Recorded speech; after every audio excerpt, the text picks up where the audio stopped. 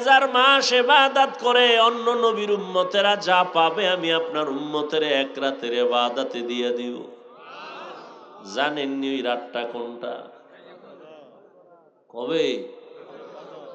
ইন্না আনজালনাহু ফি লাইলাতিল কদর ওয়া মা আদরাকা মা লাইলাতুল কদর লাইলাতুল কদরি খায়রুম মিন আলফি শাহর। 1000 মাস, এর থেকেও আরো বেশি, ওর সমান না, আরো বেশি। খায়রুন মিন আলফি শাহর, 1000 মাস থেকেও উত্তম। বলে কত বেশি? কয় যখন কোরআনের এই আয়াত নাজিল হইছে তখন সর্বোচ্চ গণনার সীমা ছিল 1000 হাজার। তাহলে বেশি কত? কয় এখন আসছে কত? লাখ, কোটি, মিলিয়ন, ট্রিলিয়ন, বিলিয়ন, কিয়ামত পর্যন্ত যত আসবে এর 1000-এর সাথে হাজারের সাথে লাগায় দাও। 1000 মাস ছিল, এখন 1000 লক্ষ, 1000 কোটি, 1000 মিলিয়ন, 1000 ট্রিলিয়ন, 1000 বিলিয়ন ইবাদত করলে যা পাবে এক রাতে মুহাম্মদের উম্মত তা পাবে।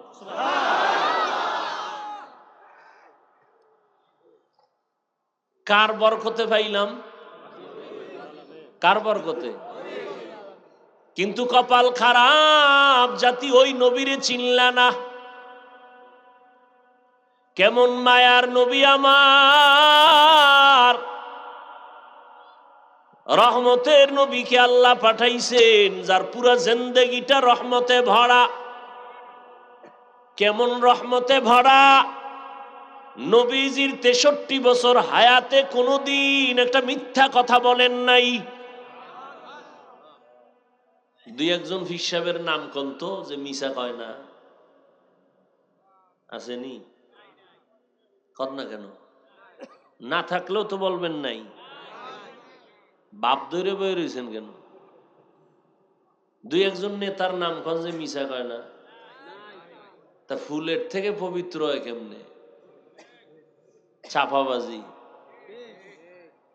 কেমন একজন নবী আমার, যার 63 বছর হায়াতে ভুলেও একটা মিথ্যা বলেন নাই। আপনি চিন্তা করতে পারেন, সে তো শিশু, কিশোর, যুবক, অজান্তেও তো অনেক কিছু মানুষ কইরা ফেলায় না? তো কেমন নবী যে পৃথিবীতে আগমন থেকে ইন্তেকাল পর্যন্ত ভুলেও একটা মিথ্যা কথা বলেন নাই। আমরা তো হাসতে হাসতে অনেক কিছু বলি, আরে মিথ্যা ধরিও না, এটা একটা তামাশা করলাম, মজাক করলাম। কেমন মায়ার নবী আমার,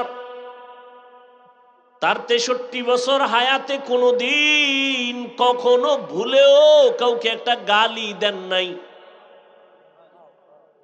কেমন রহমতের নবী আমার, যে নবীর সামনে দাঁড়াইয়া হাজারো গালি দিয়েছে ইহুদি বেঈমানরা, অকথ্য ভাষায় নবীর সামনে দাঁড়ায়া গালি।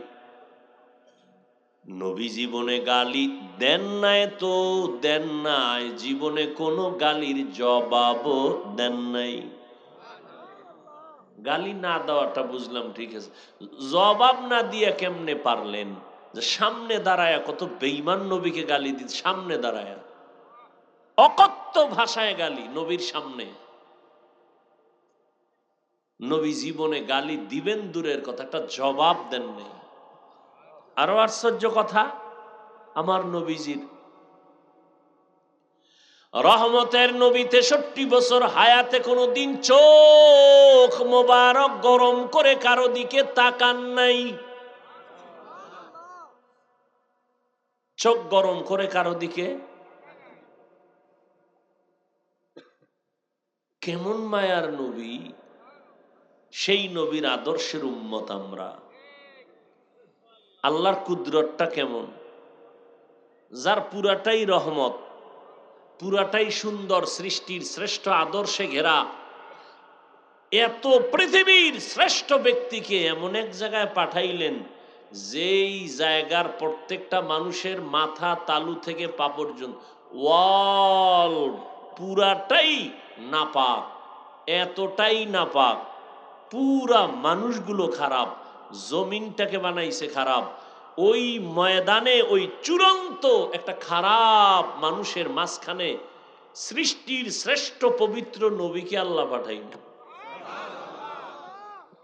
আশেপাশে মাফ করুক বুঝাবার জন্য বলি, কোথাও যদি এখানে যাত্রা গান হয় অথবা কোনো পতিতালয় থাকে যেখানে অবাধে জেনা হয়, তো মুসলমান বললে এটাকে ফিরাইতে হবে, তো ছোটখাটো কিছু হুজুর আগে পাঠাইবে, বড় হুজুর বাংলাদেশের যাইব না আগে, বড় হুজুর যাবে না আগে, দেখো ওখানের কি হালাত, ঠিক না?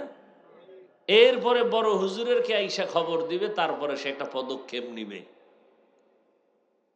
বড় হুজুর যদি আগে যায় তাহলে অনেক আপনজনেরাও বলবে হুজুর এটা কাম ঠিক করে নাই। আমরা যাইতাম, হুজুর গেলেন কেন এত নিকৃষ্ট জায়গায়? কিন্তু আল্লাহর কুদরত কি, পৃথিবীর ইতিহাসে ওই সময় মক্কার মানুষের মতো চূড়ান্ত চরিত্রহীন লম্পট পৃথিবীতে আর কোথাও ছিল না, মানে খারাপের চূড়ান্ত। সেইখানে আমার নবীরে পাঠাইলেন, এমন এক পবিত্র নবী যার ঘাম থেকে মেশকের ঘ্রাণ, যে নবী কদম যেখানে দেন সেখান থেকে দীর্ঘ বছর শুধু মেশকের ঘ্রাণ আসতে থাকে, যে নবীজির চেহারার দিকে তাকাইলে ক্ষুধার্থ ব্যক্তির ক্ষুধা নিবারণ হয়ে যায়। কোন জায়গায় পাঠাইলেন? চূড়ান্ত মানুষ চরিত্রহীন, অবাধে মেলামেশা করে, কন্যা সন্তান আসলেই তাকে জ্যান্ত দাফন করে আপন বাবা।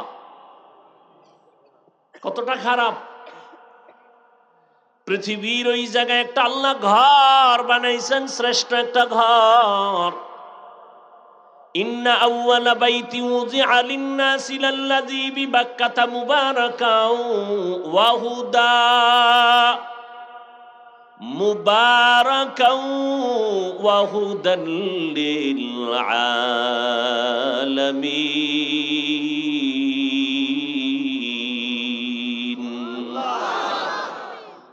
আল্লাহ জমিনটা বানায় একটা ঘর বানাইছেন, আর কিছু নাই জমিনে। জমিনটা বানাইয়েই আল্লাহ একটা ঘর বানাইছেন। প্রথমে ছিল পানি, সাগর, সমুদ্র, সব মাওলার কুদরত, কেন মেন চলবে না। আল্লাহ পাক সব বুঝার মেমোরির মধ্যে জিবি দেন নাই। আপনার মেমোরির জিবি 2, আপনি 8 জিবির মেমোরিতে কি আছে এটা যদি টানাটানি করেন তাহলে ওটাও হ্যাং, আপনিও হ্যাং। বুঝেননি? তাহলে মানুষ তো বুঝেন না, মেমোরি কার্ডের সাইজ সমান না, কথা বলেন না কেন? 1 জিবি মেমোরির যেই ডিজাইন, যেই সাইজ, 8 জিবি মেমোরির সাইজও কি এক না? ভিতরের কারবার কি এক? এই আমগো মেমোরি এই ভিতরে মাথার সাইজ সব এক, ভিতরের জিবি কি এক? কারো জিবি 1, কারো জিবি 2, কারো জিবি 4, কারো জিবি 8, এভাবে মেমোরি। মানুষের ব্রেনের মধ্যে আল্লাহ এমন জিবি দিছেন, আনলিমিটেড মেমোরি দেওয়া এর ভিতরে জিবি। এটা সারা দুনিয়াটাও যদি জ্ঞান ঢুকাইতেই থাকো, ঢুকাইতেই থাকো, ঢুকাইতেই থাকো, মেমোরির 1%ও শেষ হবে না। কিন্তু বেতালে উল্টাপাল্টা করলে আবার দেখবা যে মেমোরি হ্যাং হয়ে গেছে। এই যেটি আল্লাহরে গালি দেয়, নবীরে গালি দেয়, জিবি ছিল ঠিকই, কি হয়ে গেছে? হ্যাং হয়ে গেছে। কারণ সব বিষয় ভাবার মতো আল্লাহ সবাইকে মেধা দেন নাই। ওইটা নিয়ে যদি সে চর্চা শুরু করে তখন সে খারাপ রাস্তায় চলে যাবে, মাথা নষ্ট হয়ে যাবে।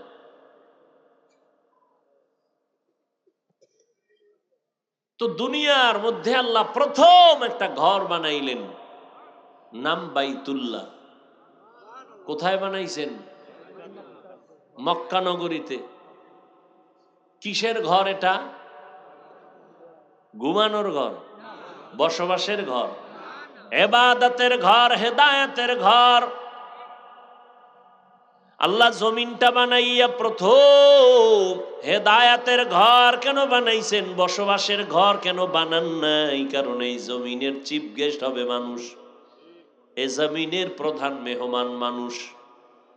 আর এই মানুষ আল্লাহ পাঠাইবেন ইবাদতের জন্য। এ কারণেই ইবাদতের ঘর আগে বানাইছেন, বসবাসের ঘর বানান নাই। কারণ দুনিয়ার চিফ গেস্ট প্রধান মেহমান মানুষ, এরা দুনিয়ায় প্রধান মেহমান যারা হবেন এরা কি আজীবনের লেগে এক জায়গায় আসেন? কি প্রধান মেহমান কি দীর্ঘ টাইম থাকে? তার কাম শেষ দৌড়, ঠিক না? তাহলে জমিনের প্রধান মেহমান কারা? এই আজীবন থাকা যাবে না। তো কেন আসছে? ইবাদত করবে। দুনিয়াতে মানুষ প্রধান মেহমান, কাম কি? ইবাদত। দুনিয়াতে করো ইবাদত, বসবাসের জন্য তোমার আল্লাহ স্থায়ী ঠিকানা বানায় রাখছেন জান্নাত। কোথায়? আমেরিকায়?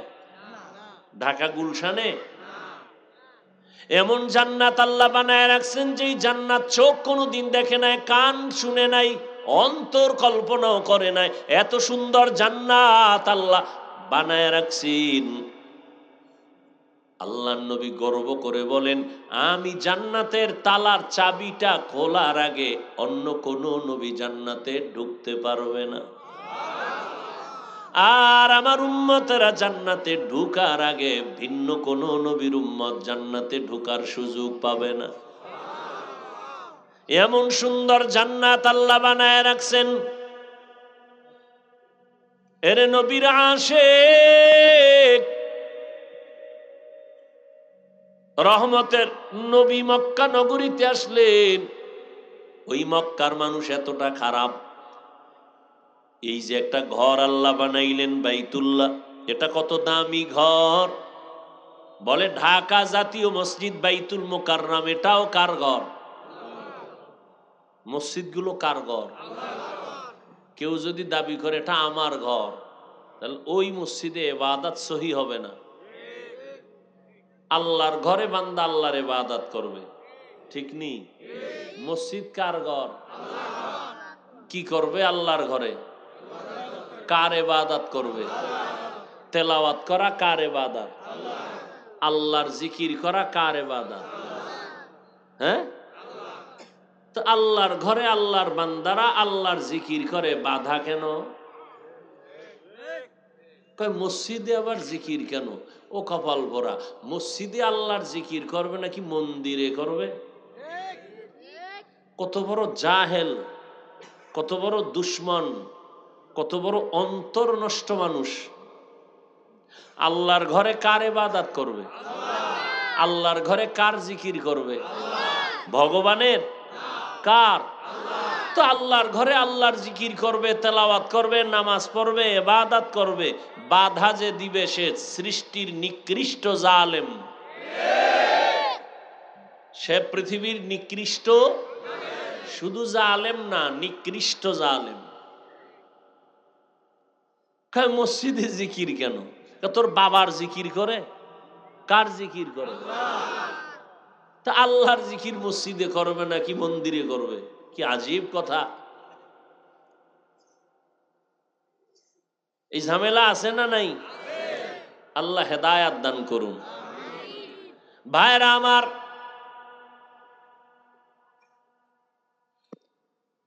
হ্যাঁ, এমন একটা বাইতুল্লাহ জাতীয় মসজিদ আল্লাহর ঘর, তবে বাইতুল্লাহর সমান নেই। জাতীয় মসজিদের দিকে তাকায় থাকলে কোনো সওয়াব নাই, কিন্তু বাইতুল্লাহ এমন একটা ঘর, শুধু যদি তাকাইয়া তাকায় দেখে আমল নামায় অনবরত সওয়াব লেখা হবে।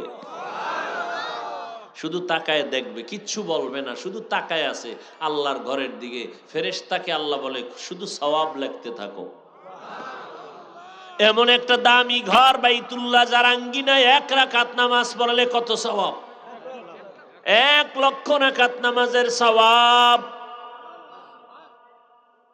একটা সেজদা দিবেন 1 লক্ষ সেজদার সওয়াব। জমিনে এরকম দামি আর কোনো ঘর নাই।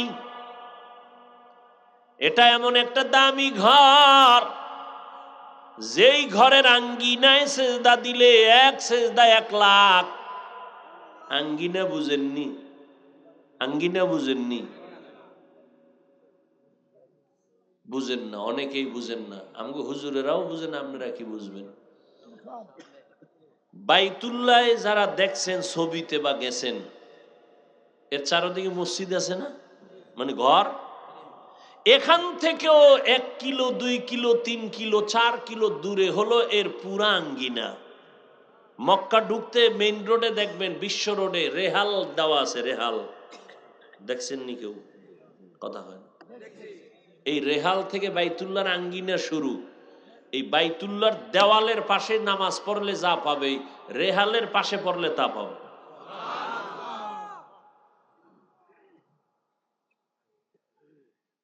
আমরা অনেকে মনে করি যে বাইতুল্লাহর এই ভিতরে ঢুকতে পারলে সব। হ্যাঁ, তবে জামাত অংশগ্রহণ করা, একই সাথে একই জামাতে সুন্নাত অনুযায়ী সব একটু বেশি হতে পারে। তবে মহিলাদেরকে পুরুষের সাথে নামাজের সাথে এক জামাতে নামাজ পড়ানো সম্পূর্ণ নিষেধ। পুরুষ বাইতুল্লাহর পার্শ্বে গিয়ে যা পাবে, মহিলা হোটেলে বয়ে নামাজ পড়লে তা পাবে। আল্লাহ যদি মহিলাকে হোটেলের মধ্যে নামাজ পড়াইয়া বাইতুল্লাহর পাশের সওয়াব দিয়ে দেয়, আপনার আপত্তি আছে? আপনি ধাক্কাইয়া এই মহিলাকে এরপরে বাইতুল্লাহর পাশে নিয়ে আসবেন, পুরুষের নামাজের পাশে দাঁড় করাবেন, ওনার নামাজও শেষ, পুরুষেরটাও শেষ।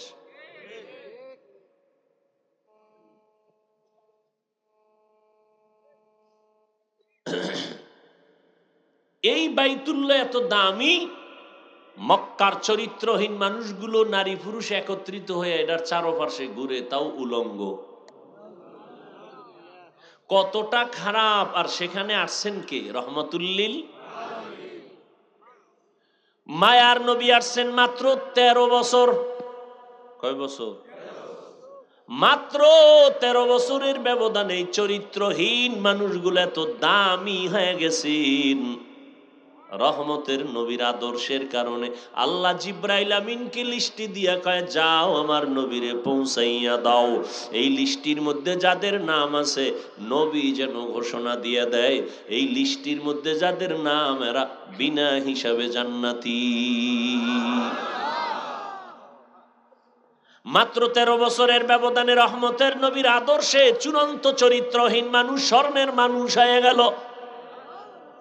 কেমন দামি হয়ে গেল! আল্লাহ এদের জান্নাতের সার্টিফিকেট দিয়ে দিলেন জমিনে, এবং কিয়ামত পর্যন্ত আনেওয়ালা মানুষের জন্য তারা আদর্শ। সমস্ত সাহাবায়ে কেরাম জান্নাতি। এবং উম্মতের স্কেল, তোমার ইমান ভালো না খারাপ, একুরেট না ভেজাল, তোমার স্কেল হলো সাহাবায়ে কেরামের ইমান। আমিনু কামা আমানান নাস। সাহাবায়ে কেরামের ঈমানের স্কেল দিয়ে তোমার ঈমানকে মাপিও। এজন্য নবী বলেন, আসহাবী কান নুজুম, আমার এক একটা সাহাবী এক একটা আকাশের নক্ষত্রের সমতুল্য। ওই সাহাবায়ে কেরামের আদর্শরে ধরে রাখিও, সাহাবায়ে কেরামের আমলকে ধরে রাখো। সাহাবায়ে কেরাম তারাবির নামাজ 20 রাকাতের আমল করেছেন, ধরে রাখিও। কয় রাকাত? আপনাদের মাজায় যদি সমস্যা থাকে, ঔষধ খেয়ে নেন, 8 পড়া যাবে না, 20 পড়তে হবে। কিন্তু যারা 8 পড়বেই, এদের সাথে কোনো তর্কে জড়ানো যাবে না। আমাদের জবাব, রমাজান এমন বরকতের মাস, একটা নফল ইবাদত অন্য মাসে করলে যা পাবো, রমাজানে পড়লে একটা নফল আমলে ফরজের সমান সওয়াব। আবার একটা ফরজ অন্য মাসে পড়লে একটা পাবো, এক ফরজে এক সওয়াব। রমাজানে এক ফরজে পাবো 70 গুণ বেশি। অতএব আমি রমাজানে নফল ছাড়ব না, আমি 8 রাকাত পড়ব না, যতবারই বাড়ায় পড়ব। 20 রাকাত ওমর পড়েছেন, সাহাবায়ে কেরাম পড়েছেন। অতএব আমরা সাহাবায়ে কেরামের আদর্শের উম্মত, আমরা সাহাবায়ে কেরামের আদর্শ মানি। 20 রাকাত আর আমি পড়ব। এরপরেও যদি আপনার কোনো আপন লোক, একেবারে আপনার কলিজার আপন, সে যদি বলে আমি 8 রাকাত পড়ি, তুই কেন 20 পড়ো, আপনি তার মনটা রক্ষায় জবাব দিবেন, তোমার কথা মেনে আমি 8 রাকাত তারাবি পড়ব, ঠিক আছে, কিন্তু বাকি 12 রাকাতও ছাড়বো না। বাকি 12 রাকাত আমি নফল হিসাবে পড়ব। এক নফলে আমি একটা ফরজের সমান সওয়াব পাবো, এক ফরজে আমি 70 গুণ পেয়ে যাব। অতএব আমি এই রমাজান পাইছি, আগামী রমাজান পাবো কিনা জানা নাই। অতএব আমি এই আমল থেকে নিজেকে দূরে রাখতে চাই না।